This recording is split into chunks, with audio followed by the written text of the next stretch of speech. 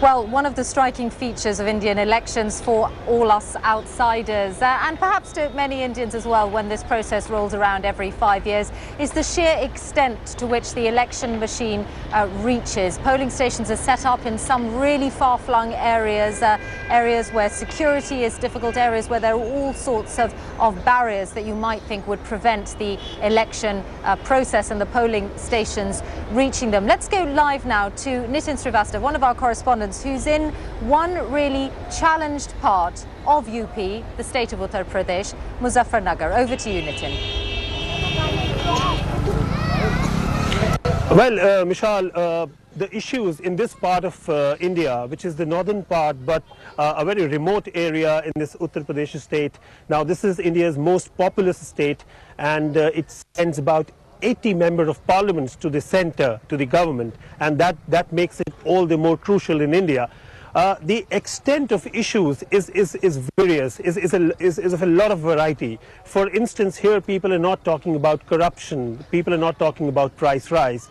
In this region, in these 10 seats, where 16 million people actually went to vote today, the issue was the communal riots, the religious clashes between Hindus and Muslims, which happened last year, about 7 months back.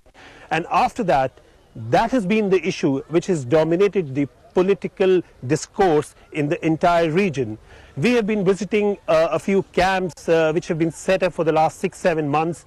Thousands who got displaced are still staying in these camps, and let us see how their lives have been.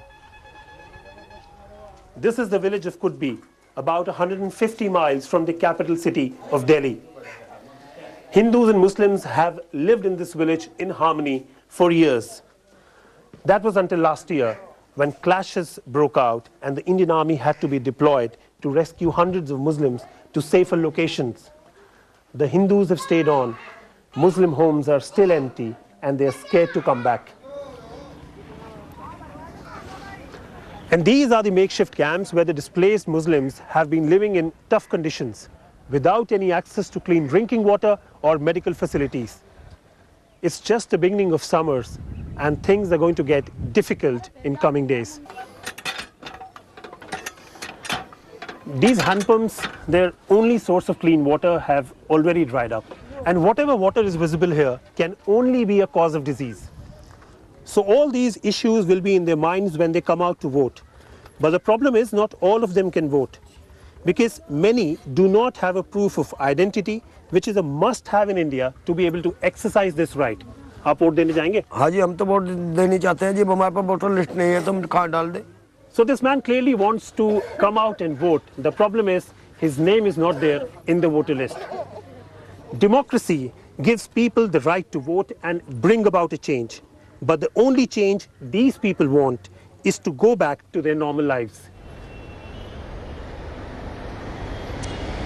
Nitin, so interesting to hear you talk about a particularly challenged area and a particularly challenging set of circumstances. Tell me, it's been a year since these people were caught up in that communal violence. How do these things work in India? What are their chances of getting back to their original homes?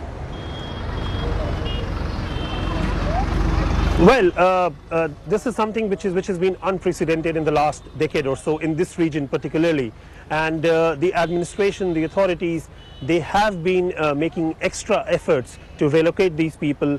About 60 people had died in the religious clashes, and we've been told that most of their families have been compensated by money, by providing them lands. But there are still thousands who were not affected directly, but they were living in and around those people in the villages who left their homes unannounced, and the conditions are pretty miserable for them.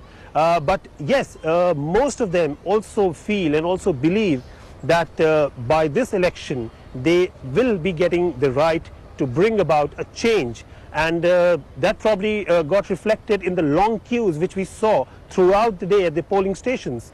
This area, the polling station where we have been stationed throughout the day, has recorded a 50% plus voting percentage, which is pretty decent looking at these remote areas where roads are very poor. Electricity is very rare in this weather when it's going to be summers, and the weather is going to be very brutal in the coming days. So yes, these people still believe that their vote can make a difference. But yes, the people who could not vote will have been a dejected lot. Nitin, thank you very much indeed. Well, there you had a snapshot of one part of Uttar Pradesh, the state that's known as UP, and before that a snapshot of voting here in Delhi, the capital city.